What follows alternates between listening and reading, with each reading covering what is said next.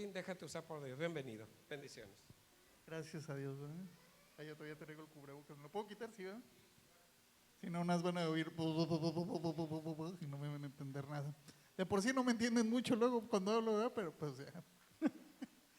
¿Cómo están? Es un gustazo estar aquí con ustedes. Me encanta venir aquí, disfrutar. Quiero dar gracias a Dios por la vida de todos los muchachos de aquí del grupo de alabanza.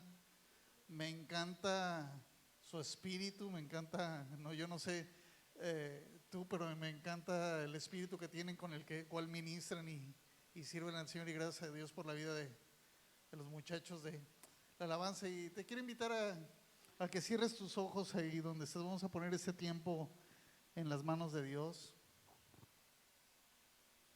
Quiero que cierres tus ojos, por favor, no porque pase algo mágico cuando cierras tus ojos, sino simplemente para que te centres en Dios, en con quién estamos hablando, y te olvides de todo lo demás, de todos tus problemas, de todas tus necesidades, de todas tus preocupaciones por unos momentos, y hablemos juntos con nuestro Padre. Yo no sé tú, pero yo hoy en esta mañana tengo una gran necesidad de Dios, y si tú igual que yo vienes con una gran necesidad de Dios, yo te quiero invitar a que abras tu corazón. Y dice su palabra que todo el que pide se le da, todo el que toca la puerta se le abre. Y también que si nosotros somos malos padres y sabemos dar buenas dádivas a nuestros hijos, cuánto más nuestro Padre Celestial dará de su Espíritu Santo a todo aquel que se lo pide. Entonces yo te quiero invitar que ahí con tus ojos cerrados y tu corazón en la mano, abras tu corazón a Él y le digas: Señor, yo hoy vengo delante de ti, hambriento, sediento de ti, de tu presencia. Yo quiero entregarte el control de mi vida y que tú seas el Señor en verdad, que no solo sea de palabras, sino que sea en verdad.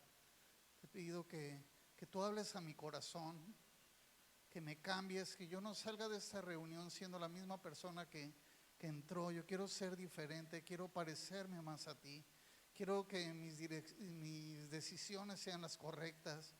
Quiero que mi familia, mi trabajo, mi entorno, todo lo que hago, todo lo que soy, todo lo que tengo, lleve tu aroma y todo sea de bendición y no sea como cuando yo tomo las decisiones que me equivoco y me meto en problemas. Te pido que tu presencia sea conmigo antes que ninguna otra cosa, que tu paz que sobrepasa todo entendimiento guarde mi corazón y mis pensamientos en ti. Echamos fuera de este lugar toda distracción, todo aquello que nos quiera robar, matar, destruir, distraer, y queremos traer nuestra mente, nuestra voluntad y nuestras emociones cautivos a la obediencia a tu palabra. Queremos poner nuestras vidas en tus manos y este tiempo en tus manos, en el nombre de Jesús. Amén. Amén. Pues me da mucho gusto saludarlos. Para quienes no me conocen, mi nombre es Valentín Favela y pues estamos a sus órdenes. Somos parte de la familia y en Grupo Unidad. Y por muchos años dirigí un ministerio en el cual parte del ministerio tenía que ver con traer grupos de otros países a trabajar en México, en comunidades rurales principalmente, pues construyendo casas, iglesias, clínicas médicas, deportivas, haciendo serie de actividades para edificar la iglesia y más o menos al año traíamos un promedio de unos 50 grupos de construcción dentro del área de construcción y había un grupo muy en especial que se dedicaba a construir iglesias. Ellos nos decían, era una iglesia de una región ahí de California, y nos decían, pues cuando vean alguna iglesia que no tiene edificio, que tenga su terreno propio, pues avísenos y nosotros le construimos la iglesia, ¿no? Y era un grupo muy especial, aparte de todos los que nos tocó trabajar, porque siempre me pregunté cómo sería colaborar con el Señor dentro de su equipo de trabajo. Yo no sé en dónde trabajas, en dónde te desempeñas, pero es bien difícil las relaciones interpersonales, ¿no? Siempre en cualquier lugar en el que estamos, en la escuela, en el trabajo, aún en la casa, hay fricciones, hay maneras de pensar diferente, hay maneras de hacer las cosas diferentes. A veces queremos imponer nuestra manera de pensar, hay otras veces que otras personas quieren imponer su manera de pensar. Pero a lo que quiero llegar es que siempre el trabajar con gente y siempre relacionarnos unos con otros es bien complicado. Y me preguntaba cómo manejaba Jesús esas situaciones, cómo era ser parte del equipo de trabajo de Jesús, ¿no? Ser uno de los discípulos, porque me imagino que todos y cada uno de ellos estaban sujetos a pasiones y a temperamentos y a hasta cuestiones hormonales, ¿no? Como cualquier ser humano. Entonces Jesús andaba con sus discípulos las 24 horas del día. Aquí por ejemplo en la iglesia pues nos vemos unas cuantas horas y aún así a veces hay fricciones, o en la escuela o en el trabajo, ahí estamos determinado número de horas y aún así hay situaciones difíciles. Pero Jesús cargaba no solo con sus discípulos, porque si tú lees el contexto siempre andaba con un grupo como de 120, 150 hasta 300 personas para todos lados. Entonces yo siempre me preguntaba cómo era estar en ese grupo, cómo manejaba Jesús esas situaciones, y siempre oraba sobre eso, de conocer eso. Y en una ocasión me tocó, la primera vez que me tocó trabajar con este grupo, íbamos a construir una iglesia. Y pues llega este grupo, lo que hacen normalmente es, pues ya les mandas, este es el terreno donde vamos a construir, y ellos te mandan el proyecto y te mandaban ya hasta una lista de materiales. Te decían, vamos a necesitar esto, todos los materiales, y llegamos tal fecha, y cuando lleguemos a tal fecha tú ya tienes que tener ahí todos esos materiales, y nosotros empezamos a construir. Y era un equipo muy especializado en construcción. En una semana levantaban una iglesia grande, o sea, hicimos varias iglesias como para 500, 800 personas en una semana, con estructuras metálicas y todo el show. Era un trabajo bien difícil, pero me llamó la atención mucho trabajar con ellos, porque desde el primer día que llegamos, pues llegamos y todo el mundo a distribuirse el trabajo, ¿no? Un equipo estaban haciendo una cosa, otros otra, y pues yo nada más soy de metiche preguntando, porque yo no sé mucho de construcción, pero sí sé de andar de metiche. Ese es mi ministerio, no andar de metiche y preguntón, ¿no?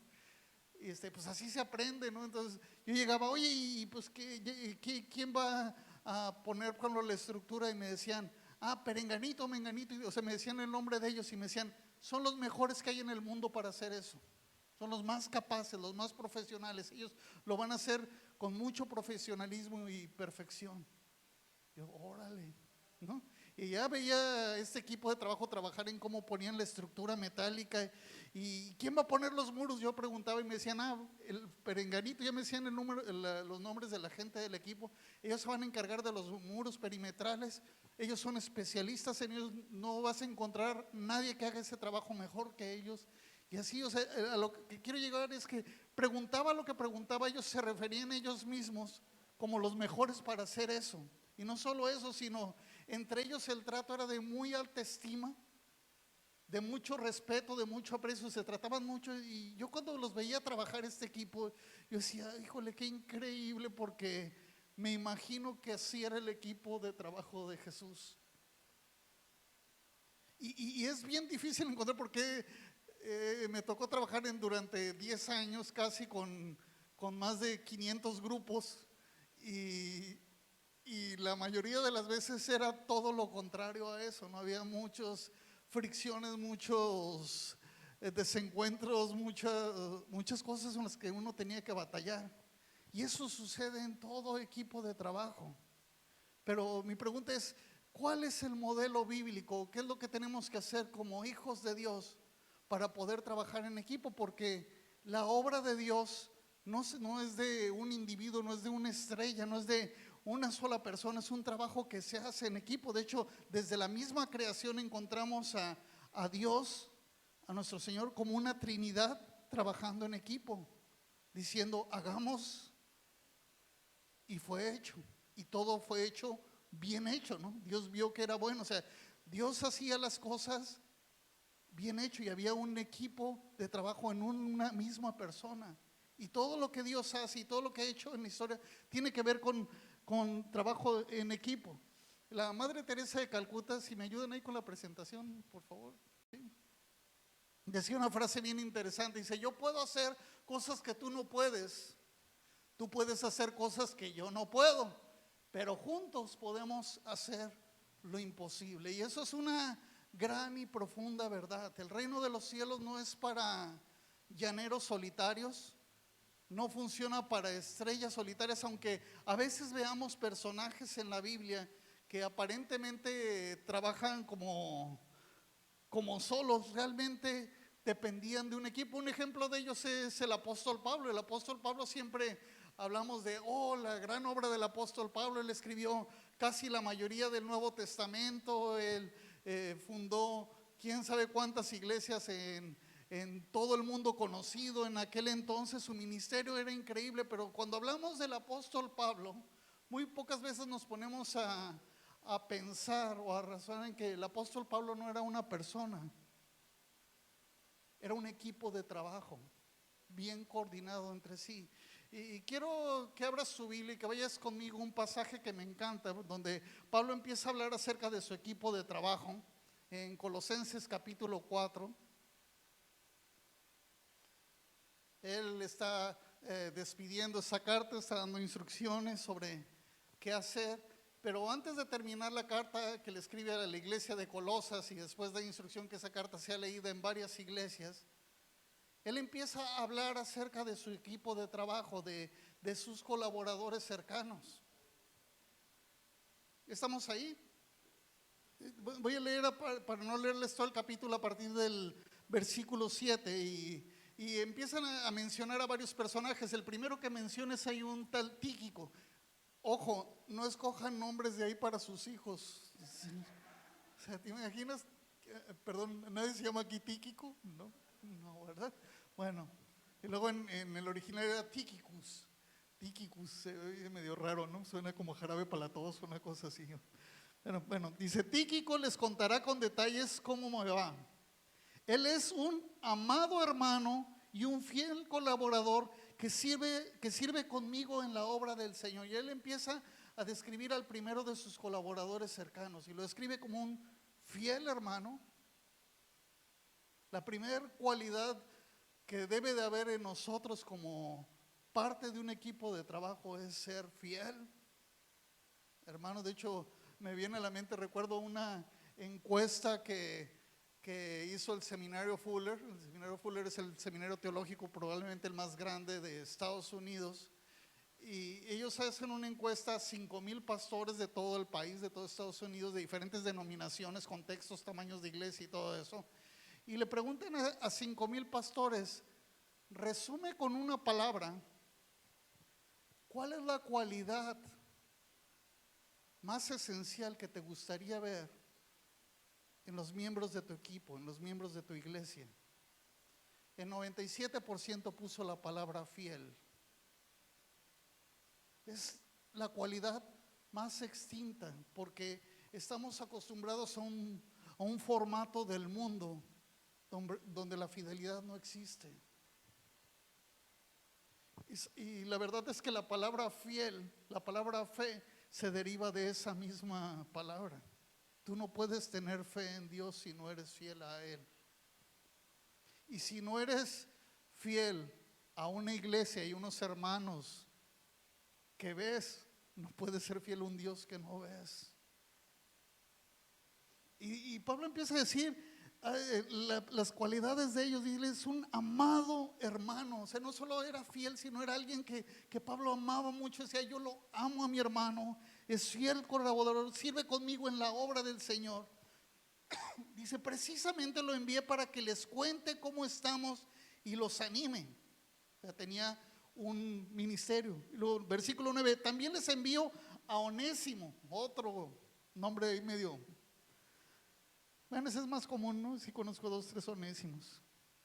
También les envío a Onésimo, un fiel y amado hermano. Igual dice que es fiel y amado, que es uno de ustedes, o sea, era de Colosas. Él y Tíquico les contarán todo lo que sucede aquí. Continúa el siguiente versículo. Aristarco, otro nombre, quien está en la cárcel conmigo, les manda saludos. Y también los saluda Marcos, el primo de Bernabé. Se refiere a Juan Marcos, ¿verdad? El que escribe el Evangelio de Marcos. Y según la tradición era el niño que Jesús siente en sus piernas cuando dice que el que no se haga como él no entrará en el reino de los cielos. Y su padre era el dueño del aposento alto donde se reúnen, etcétera, etcétera. Pero en fin, él es alguien fiel. Y también Bernabé, ¿verdad? Bernabé venía siendo como mentor espiritual del apóstol Pablo, era parte de su equipo. O sea, Pablo no solo tenía discípulos, sino tenía alguien que lo pastoreaba a él, alguien que se encargaba de su salud espiritual, y él era Bernabé. De hecho, ese nombre significa padre de consolación. Era el pastor, digamos, de Pablo. Y Pablo dice, miren, también aparte de estos hermanos, los manda a saludar Marcos, que es primo de Bernabé, tal como ya les indicó. Si Marcos pasa por ahí, hagan que se sienta bienvenido, o sea, trátenlo bien. Y eso es mucho del espíritu de lo que quiero compartir hoy. Versículo 11, Jesús, al que llamamos justo, también envía saludos. Ellos son los únicos creyentes judíos entre mis colaboradores, trabajan aquí conmigo para el reino de Dios, y qué consuelo han sido para mí. O sea, Pablo empieza a decir, esta gente es increíble, no la merezco, es mi equipo de trabajo, los amo, los valoro y ellos me valoran a mí, son fieles. Por eso Pablo pudo hacer mucho de la obra que hacía. Continúa leyendo, versículo 12, les manda saludos Epafras, un miembro de la misma comunidad de fe de que ustedes y siervo de Cristo Jesús. Siempre ora con fervor por ustedes y le pide a Dios que les fortalezca y perfeccione. O sea, un intercesor ahí dentro del equipo tenía un cuate que siempre está orando, intercediendo, y les dé la plena confianza que están cumpliendo toda la voluntad de Dios. Puedo asegurarles que Él ora intensamente por ustedes y también por los creyentes en la Odisea y en Hierápolis. Es un cuate que se la llevaba todo el día orando. Tenía otra función dentro del equipo. Si se van dando cuenta, cada uno tenía una función diferente. Les manda saludos Lucas, el médico amado, que es el autor del Evangelio de Lucas y del libro de los Hechos, y también Demas. Les ruego que saluden de mi parte a nuestros hermanos en la Odisea y también a Ninfas y a la iglesia que se reúne en su casa. O sea, él ya había dejado iglesias plantadas con gente que él había discipulado. Una vez que hayan leído esta carta, pásensela a la iglesia de la Odisea para que ellos también puedan leerla, y ustedes deberían leer la carta que les escribí a ellos. Lamentablemente también termina con otra persona del equipo ahí al final, ¿verdad? Versículo 17 dice, además, digan conmigo además, díganle a Arquipo, asegúrate de llevar a cabo el ministerio que el Señor te dio. O sea, díganle a Arquipo que se ponga a trabajar, que deje de andar de chismoso, de metiche, dividiendo gente o simplemente no haciendo nada, observando todo y criticando, ¿verdad? Como sucede en algunos equipos. Aquí no sucede, allá en la arena, híjole, hay un chorro de esos. Aquí no hay, ¿verdad? No, ¿verdad? A lo que quiero llegar con todo eso es que Dios trabaja en equipo. O sea, siempre que vean a través de la escritura, les puedo dar 1000 ejemplos de cada héroe de la fe, cada persona, y detrás de ellos hay todo un equipo de trabajo. Ahora, ¿cuáles son las ventajas de trabajar en equipo? Quiero que vayan conmigo ahí a Levítico, capítulo 26. Tienen su Biblia ahí, si no aquí les va a aparecer en pantalla, les facilité el asunto, pero no porque se los pongan ahí, no traigan su Biblia, úsenla, ahí muévanle las hojitas, ¿no? Que suenen los papelitos. Ya con lo electrónico ya casi no, mucha gente no lleva Biblia, ¿verdad? ¿Están conmigo? ¿Sí? Ok. Levítico 26, versículo 8. Dice, 5 de ustedes perseguirán a 100 y 100 de ustedes perseguirán a 10,000. Todos sus enemigos caerán bajo su espada. Y es una promesa bien preciosa de Dios. Y habla acerca de algo que se llama sinergia. Sinergia tiene que ver con la capacidad de multiplicar los resultados cuando nos unimos a trabajar en una misma causa. ¿Se acuerdan la frase que decía la Madre Teresa de Calcuta? Yo puedo hacer algunas cosas, tú puedes hacer algunas cosas, pero cuando nos unimos podemos multiplicar esos resultados. De hecho, en una competencia de caballos de carga, me llamó mucho la atención. Es una competencia de caballos de carga, de esos percherones grandotes, y el que ganó el primer lugar fue un caballo que jaló 11,000 libras. 11,000 libras el caballo los pudo arrastrar de peso. El que quedó en segundo lugar jaló 9,000, si no mal recuerdo, libras. Pero cuando los pusieron a los dos juntos a jalar, uno pensaría, pues 9 y 11, pues son 20,000 libras. No, entre los dos jalaron 30,000 libras. ¿Qué es lo que sucede? Que cuando sumamos esfuerzos podemos hacer resultados más grandes. ¿En qué nos beneficia el trabajar en equipo? ¿Cuáles son las ventajas de trabajo en equipo? Número uno, podemos hacer más y mejor trabajo. Podemos producir muchísimos más, 2 o 3, y mientras más nos unamos en trabajar en un mismo proyecto, podemos producir muchísimos más resultados que uno solo. A lo mejor una sola persona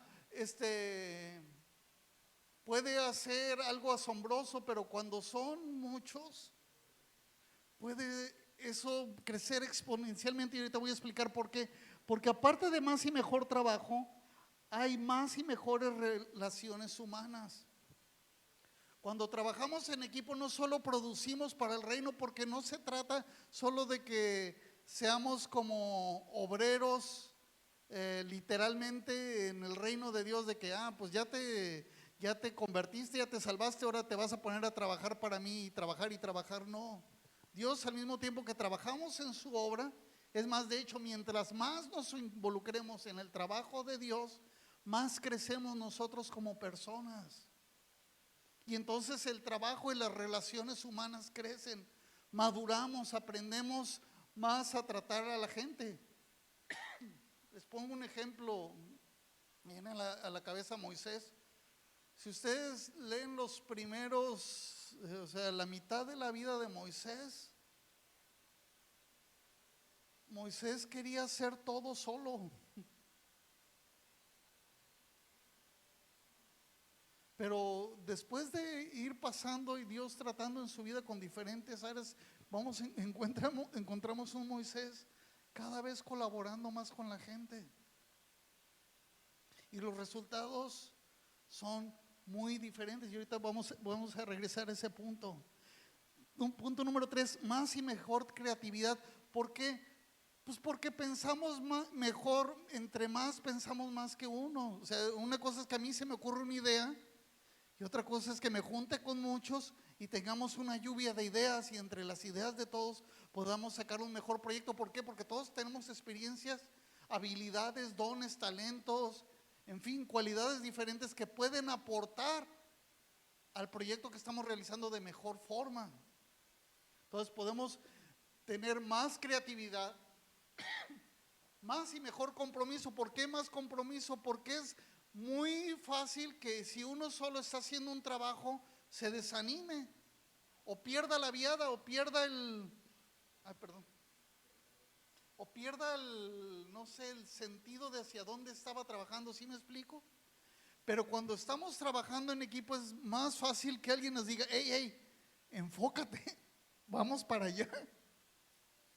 Entonces el trabajo en equipo también nos hace que no perdamos de vista el compromiso, que si alguien se está enfriando, alguien le está pasando algo o alguien está dejando de echarle ganas, pues lo animen los demás y de esa forma no se pierda, ¿verdad? También hay más y mejores resultados.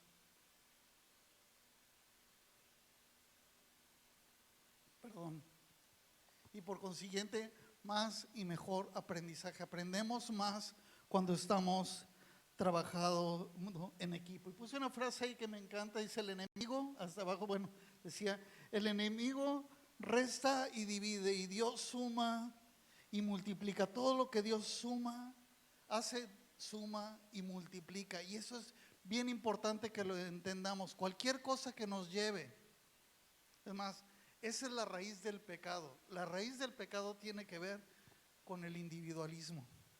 Todo pecado. La obra de Dios nos va a llevar siempre a sumar y a multiplicar los resultados. La obra del enemigo siempre lleva a restar y a dividir. Cualquier cosa que estés haciendo en el reino de Dios, si estás sumando y está multiplicando, puedes estar seguro que es de Dios. Pero si lo que estás haciendo está restando y está dividiendo, ten mucho cuidado. Estaba leyendo un comentario, una noticia. ¿A cuántos les gusta el fútbol aquí? ¿No? Dos, tres, ¿verdad? ¿Quién conoce a Lionel Messi? Bueno, la estrella del Barça, y bueno, hubo un relajo y total, se fue a jugar, lo corrieron y el otro día ya tenía contrato con otro equipo por muchos millones, mucho dinero en París. Y este equipo lo recibió súper bien y lo están tratando súper bien y wow, todo el mundo ahí en París está muy expectante de tener a este jugador con ellos y es un equipo que es muy bueno y también tiene muchos recursos para contratar a los mejores jugadores del mundo y cuando estaban ellos pensando, estaba leyendo un artículo que decía que cuando estaban ellos planeando a quién contratar ahorita como centro delantero, pues se dio la oportunidad de estar en Messi, pero ellos estaban considerando contratar a Cristiano Ronaldo, que es otro gran jugador. Y le preguntaban en este artículo a un jugador que se llama Ángel Di María, que ha jugado con los dos. Y le preguntaban por qué tomaron la decisión de contratar mejor a Messi. Dijo algo bien simple, dice, porque Cristiano Ronaldo juega para él mismo, es una estrella. Y Messi juega para el equipo. Y necesitamos jugar como equipo. En el reino de los cielos no hay estrellas. El único que debe de brillar, la única luz que debe brillar es la luz de Cristo. Decía don Fermín, que cuando hay las estrellas, aparece el sol de justicia y ya no las deja brillar. En el trabajo del reino de Dios tenemos que trabajar para él, ¿verdad? Decía Rabbi Zacarías, Rabbi Zacarías era director del Seminario Teológico de Dallas y uno de los más grandes apologistas del último siglo. Lo llevaban a universidades inclusive islámicas y todo eso y le podían preguntar lo que sea, un genio para debatir. Y él decía una frase bien que me encantó, decía, un liderazgo llega tan alto como quien sostiene la escalera. O sea, cualquier ministerio, cualquier organización va a llegar tan alto como quienes están abajo sosteniendo la escalera. Muchas veces tenemos a pensar que tiene que ver con el líder y la verdad es que tú puedes tener al mejor líder del mundo, al mejor pastor, al mejor director de empresa o al mejor secretario, al mejor presidente de la república. O sea, en el ámbito que tú quieras puedes tener al mejor al frente, pero si la gente que le sostiene la escalera no lo está haciendo, no sirve para nada. La escalera nunca va a llegar a ningún lado. Piensa en que todos los grandes proyectos que se han hecho en la historia de la humanidad tienen que ver no con la gente que vemos, sino la gran mayoría de las personas con la gente anónima que no se ve, quienes están deteniendo la escalera. Y si tú eres alguien que está deteniendo la escalera, necesitamos entender que tarde o temprano alguien va a detener la escalera para nosotros. Recuerdo ahorita, me viene la anécdota de un hombre que ya se llamaba Justin Sherwood, ¿se apellida? Sí. Él era coronel de la Fuerza Aérea en Estados Unidos en la guerra de Vietnam. Y él volaba en un portaaviones antes de ser coronel y fue un héroe de guerra, y cuando terminó la guerra él se dedicó a dar cursos de liderazgo. Y en una ocasión, estando al final de un curso de liderazgo, uno de los que estaban ahí, uno de los asistentes le dijo por su apodo, no me acuerdo cuál era su apodo, Justin, no me acuerdo cómo le dijo, y le dice, se queda como, ¿me conoces? Le dice, sí, tú volabas en el portaaviones tal, le dijo el nombre del portaaviones, dijo, se le hizo curioso, dijo, qué bien. Dice, y tu avión era el tal, y le dijo la matrícula, y para que alguien se aprenda la matrícula de un avión, el XC 487, ¿no? Algo así. Y el otro se quedó como, ¿y este cuate cómo? O sea, para empezar, ¿cómo conoce mi apodo? ¿Cómo conocen mi portaaviones? Y sobre todo, ¿cómo se sabe de memoria el número de mi avión? Y todavía se quedó, a ver, ¿cómo me conoces? Y el otro le dice, es más, tal fecha, le dijo una fecha, derribaron tu avión y tú te salvaste. Y dice, ¿y ese cuate cómo sabe tanto? O sea, porque dice, generalmente platicamos de nuestras victorias, pero nunca de nuestras derrotas. ¿Cómo sabías que me habían derribado en esa fecha? Dice, porque ese día yo empaqué tu paracaídas.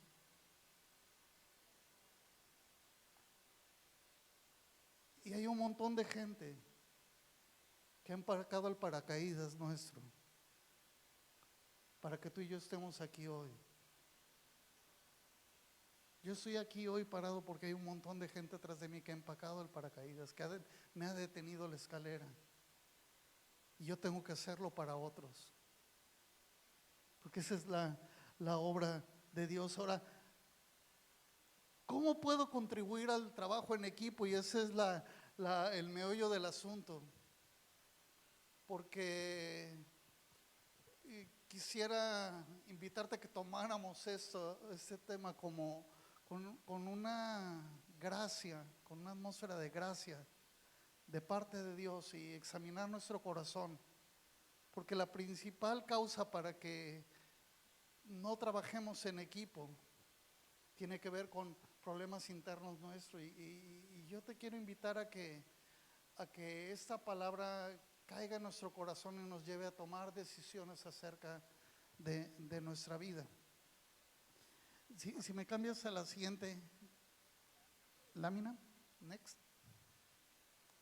¿Sí? La que sigue. Tiene que ver con el nivel de madurez espiritual. Ahora, ¿cómo sé que alguien es maduro espiritual? Pues te quiero decir cuáles son los ingredientes o la evidencia, digamos, de la inmadurez espiritual. Eso es un check de cada uno. Una persona inmadura espiritualmente tiene incapacidad de entender enseñanzas espirituales profundas. No puede entender verdades profundas de la palabra de Dios. ¿Por qué? Porque si estás trabajando de manera solitaria, pues estás solo. ¿Sí me explico? Sin Dios. Dos, tienen dificultad para discernir la voluntad de Dios. Como no puede entender las verdades de la palabra de Dios, pues tampoco puede discernir lo que Dios quiere para su vida. Se tiene dificultad para pensar en los demás y nada más piensa en sí mismo. Ese es uno de los grandes problemas del trabajo en equipo, el trabajar en sí mismo. De hecho, es uno de los grandes problemas de la cultura mexicana. Colaboraba por la actividad que hacía en algo que se llamaba Comibam, que tiene que ver con la cooperación misionera de Iberoamérica, y nos reuníamos para hablar acerca del trabajo misionero en toda América con líderes de diferentes países, y siempre el tema era eso. Decían siempre en las reuniones, los argentinos jamás van a ser sencillos. Decían, los americanos jamás van a dejar de creer que todo lo saben, y los mexicanos nunca los vamos a poder hacer trabajar en equipo. Pero yo creo que Dios puede hacer la obra en nuestros corazones, y esa es mi oración en esta mañana, porque la palabra de Dios dice que, parafraseando, que el árbol torcido sí puede ser enderezado. Y Dios tiene la capacidad de hacernos dejar de pensar en nosotros mismos y empezar a ver al mundo como Él lo ve, pensando siempre en los demás. Inciso D, tiene dificultad para someter su ego a la obediencia a Dios, porque somos tan orgullosos. A mí ese que me va a tener que venir a decir si yo empecé aquí en la iglesia, o yo tengo tantos años, o ya estudié tantos niveles, o tengo tales títulos académicos, o no sé qué tantas cosas, pero la verdad es que en el reino de los cielos todos somos iguales. Y todos somos iguales literalmente, no como en el comunismo, porque en el comunismo te decían, no, en el comunismo todos somos iguales, y sí, nada más que unos eran menos iguales que otros, ¿verdad? Todos son verdes, nada más unos verdes oscuros, otros verdes claros, ¿no? No sé, en el reino de los cielos tiene que funcionar de forma que todos nos veamos con respeto, todos iguales. O sea, yo no veo en ninguna parte de la escritura, en serio, por ejemplo, en el equipo de trabajo de nuestro Señor Jesús, que estuvieran peleándose por ser ellos los primeros. Yo no veo a Pedro diciendo, no, esperen, yo soy, o sea, yo estuve bien cerca de Jesús, o sea, yo soy el mero mero, ¿no?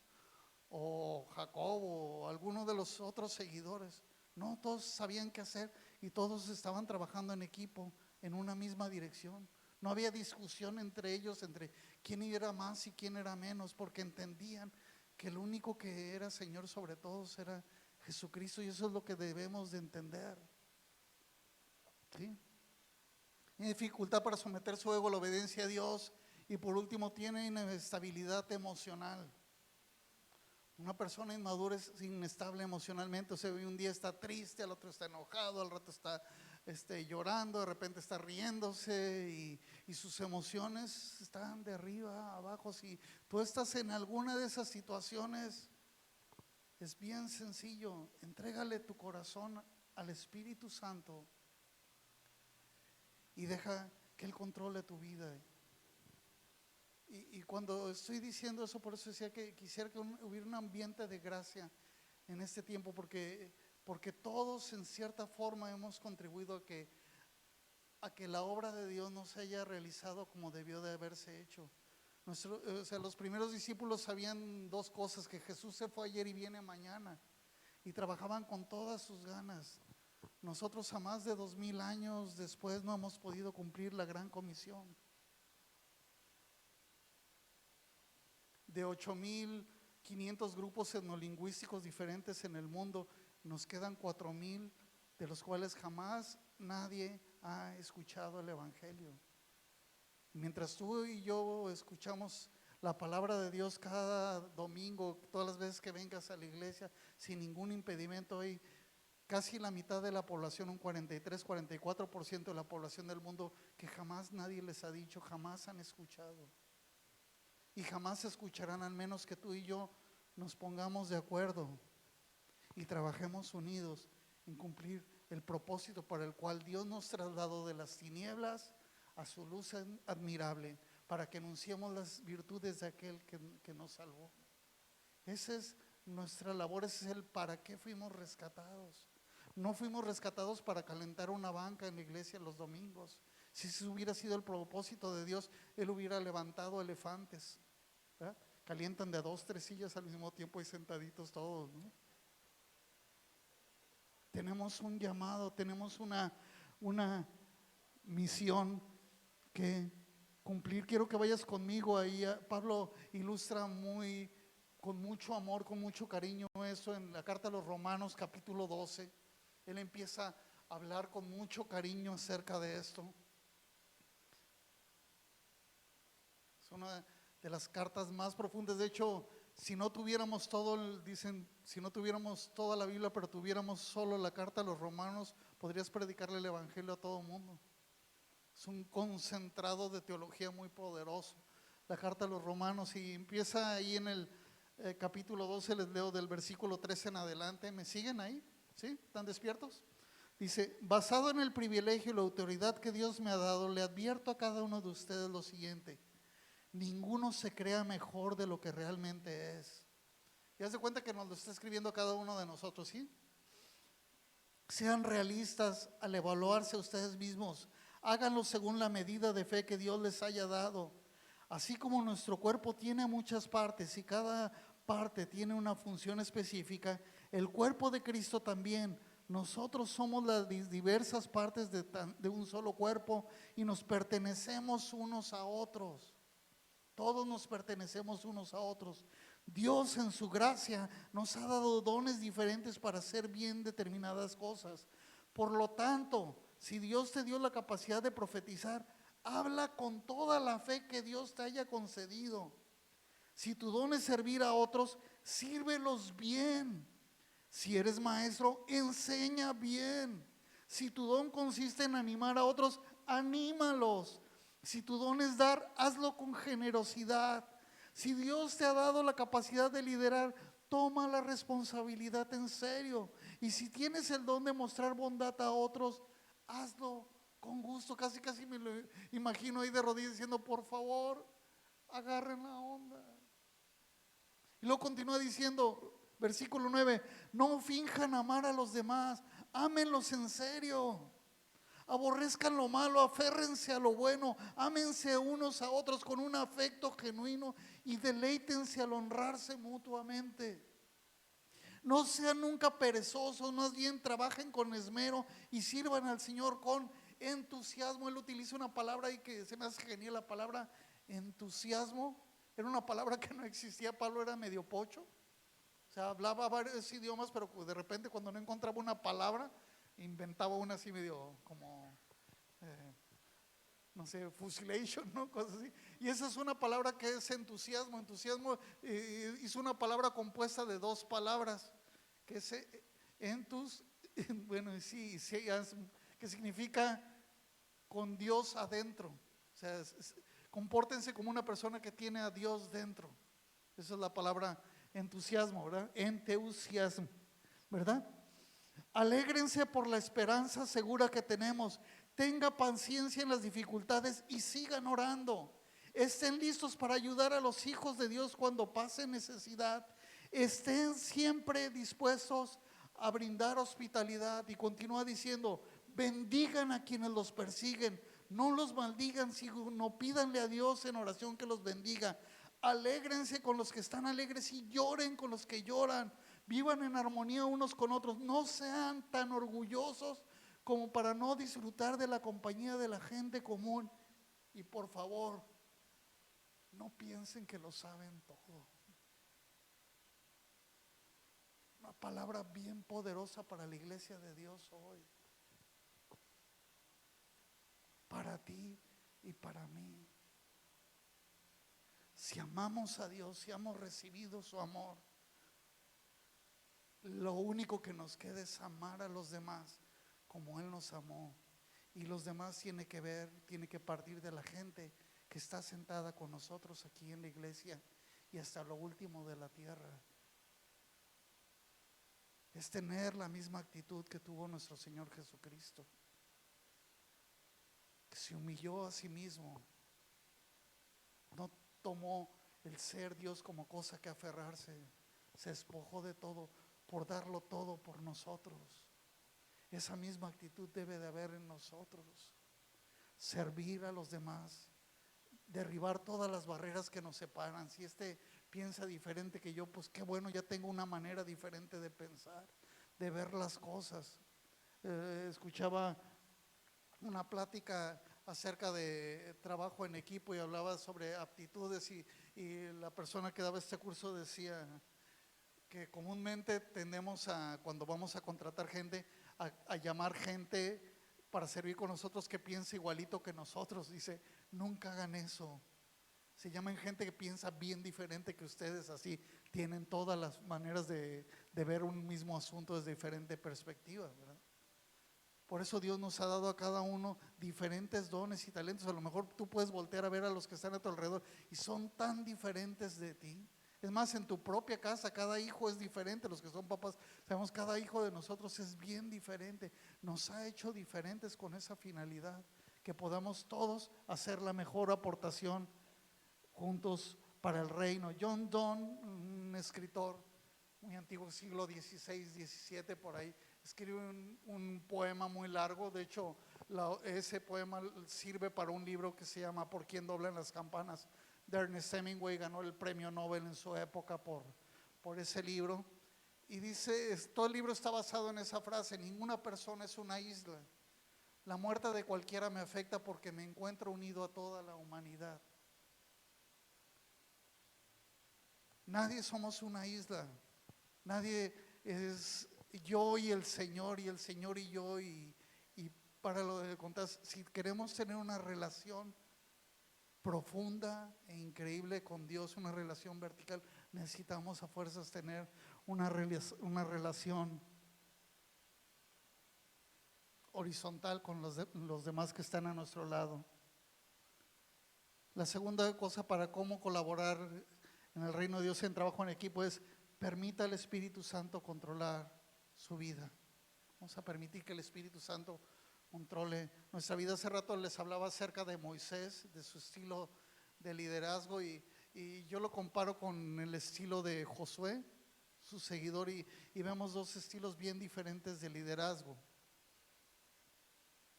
Moisés, todas las ocasiones que salió a pelear con el pueblo, salió a pelear para defenderse de sus enemigos. Y todas las veces que tuvo que hacer algo, tuvo que hacerlo jalando o empujando al pueblo.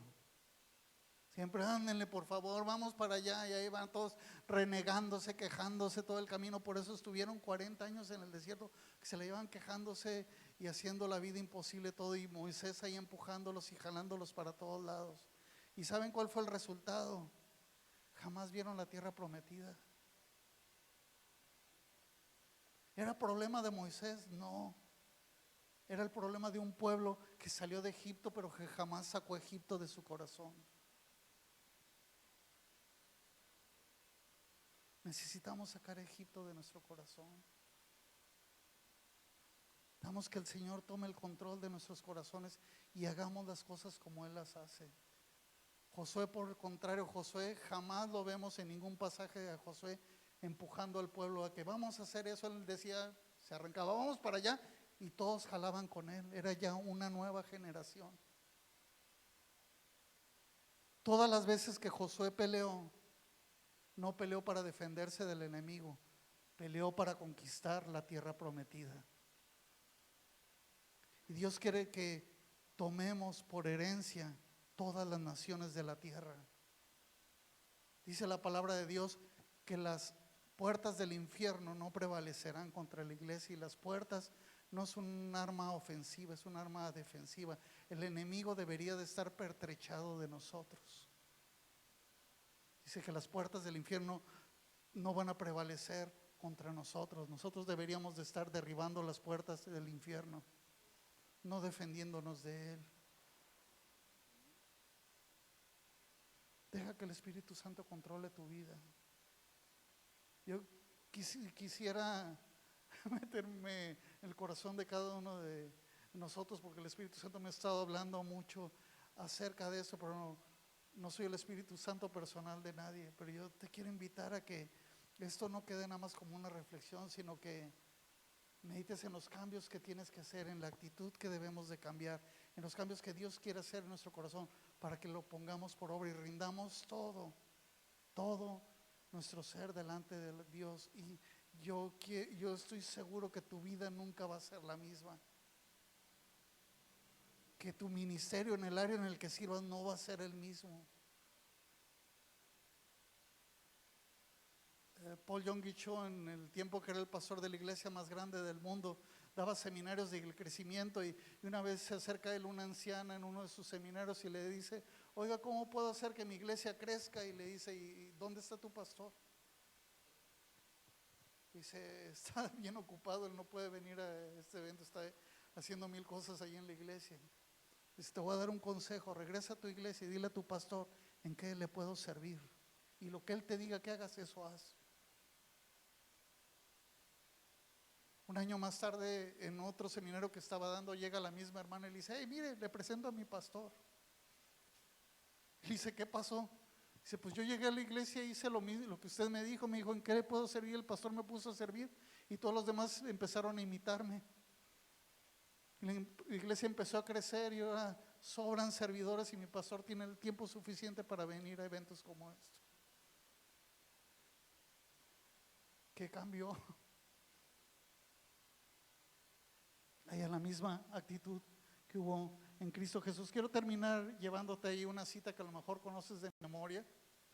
Apocalipsis capítulo 2. Dios le está hablando a una iglesia bien trabajadora, como ninguna otra.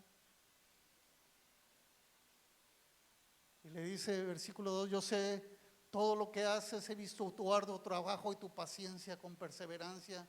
Sé que no toleras a la gente malvada, corres a todos los pecadores, los juzgas, los criticas, los mandas al infierno con todo y tenis, y has puesto a prueba las pretensiones de esos que dicen ser apóstoles pero no lo son. Has descubierto que son mentirosos, has sufrido por mi nombre con paciencia sin darte por vencido. ¡Wow! ¡Qué increíble iglesia!, ¿verdad? ¡Qué cualidades tan tremendas! Pero siguiente versículo, versículo 4 dice: pero tengo una queja en tu contra. Me encanta como dice en esta versión: no me amas a mí, ni se aman entre ustedes como al principio. Si yo no quiero que vengas a hacer cosas, yo quiero que te enamores de mí y que me ames a los demás. Y son los más grandes mandamientos que el Señor nos dejó. ¿Por qué no cierras tus ojos un momento y permites que el Espíritu de Dios haga una obra en ti y en mí?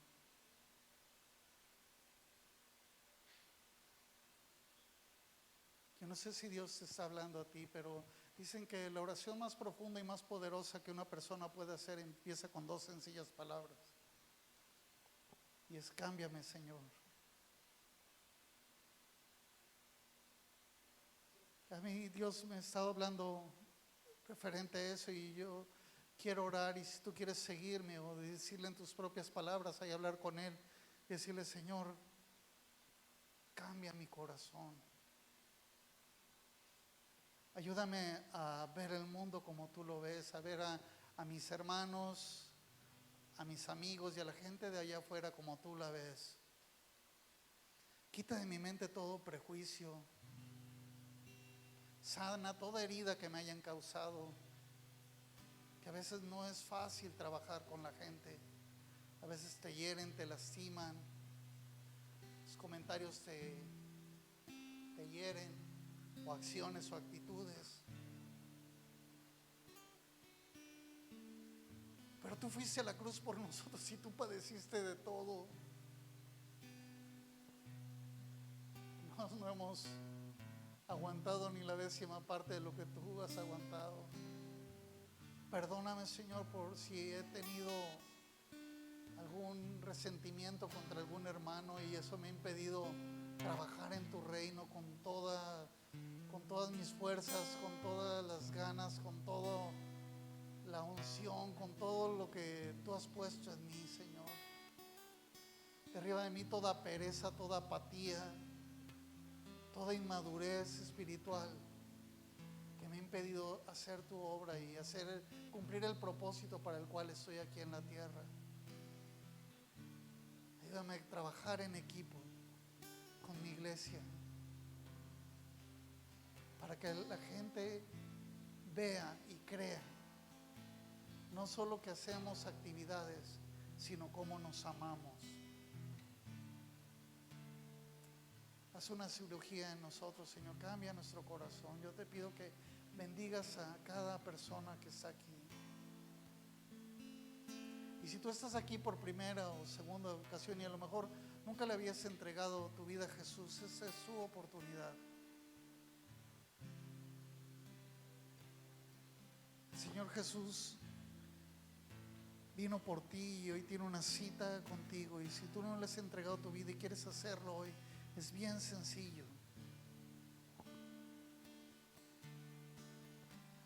Tiene que ver con entregarle tu corazón, dejar que Él entre y tome control de tu vida y cambie tu vida. Y es la mejor decisión que puedes hacer hoy. La palabra de Dios dice que de tal manera amó Dios al mundo que envió a su único Hijo, para que todo aquel que crea en Él no se pierda, mas tenga vida eterna. Y todo lo que tienes que hacer es creer en Él y vivir para Él. Entonces, si quieres entregarle tu vida, yo quiero invitar a todos juntos que hagan conmigo esta oración en apoyo a los que lo harán por primera vez. Repite conmigo: Señor Jesús, yo reconozco mi condición delante de ti. Te pido perdón por mis errores y te pido que hoy vengas a mi vida, que seas mi Señor y mi Salvador. Yo creo que tú eres Dios, que moriste en la cruz por mí y que resucitaste al tercer día para darme vida eterna. Te doy gracias en el nombre de Jesús. Amén. Si tú hiciste esta oración por primera vez con todo tu corazón, tu vida va a empezar a cambiar, como ha cambiado la de muchos que hemos entregado nuestra vida a Jesús. Si hiciste esta oración por primera vez, quisiera conocerte, quisiera felicitarte, quisiéramos orar por ti. ¿Alguien hizo esta oración por primera vez? ¿Alguien me podía indicar levantando su mano? ¿Nadie? ¿Todos son de casa? ¿Todos se levantan? Ok, pues muchas gracias por atenderme, muchas gracias por escucharme, por pelarme, y que Dios los bendiga y los amo mucho.